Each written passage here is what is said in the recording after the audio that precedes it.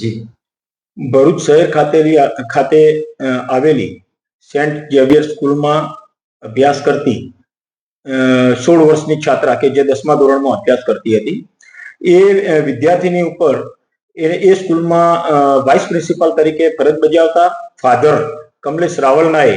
દુષ્કૃત્ય કરેલું છે એ મતલબની ફરિયાદ ભરૂચ શહેર બી ડિવિઝન પોલીસ સ્ટેશને મળતા ભરૂચ બી ડિવિઝન ખાતે ગુનાની ગંભીરતા સમજીને પોક્સો એક્ટ તથા બીએનએસની વિવિધ કલમો હેઠળ ગુનો રજીસ્ટર કરવામાં આવેલો. ગુનાની તાત્કાલિક તપાસ હાથ ધરતા તપાસ દરમિયાન જણાઈ આવેલું કે આ છાત્રા જ્યારે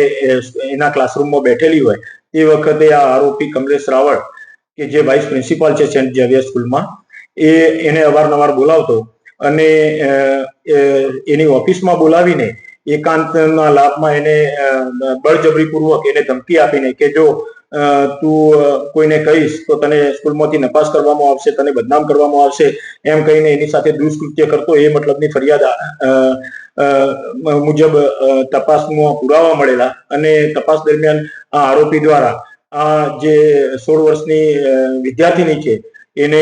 વોટ્સએપ મેસેજીસ પણ બહુ ગંદી ભાષામાં કરતો હતો એવા પુરાવા મળતા આરોપીની શોધખોળ કરતા આરોપી ગઈકાલે મળી આવતા આરોપીની ગુનાના કામે ધરપકડ કરવામાં આવેલી છે. આ આરોપીએ બીજી કોઈ વિદ્યાર્થીનીઓ સાથે પણ આવું કોઈ દુષ્કૃત્ય કરેલું છે કે કેમ એ બાબતે વધારે ઊંડાણપૂર્વક પૂછપરછ કરવા માટે આજે આરોપીને નામદાર કોર્ટમાં રજૂ કરીને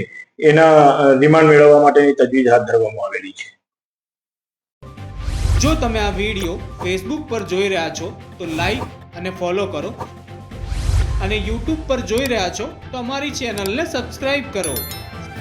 સત્તરે.com આઝાદી સમાચારોની.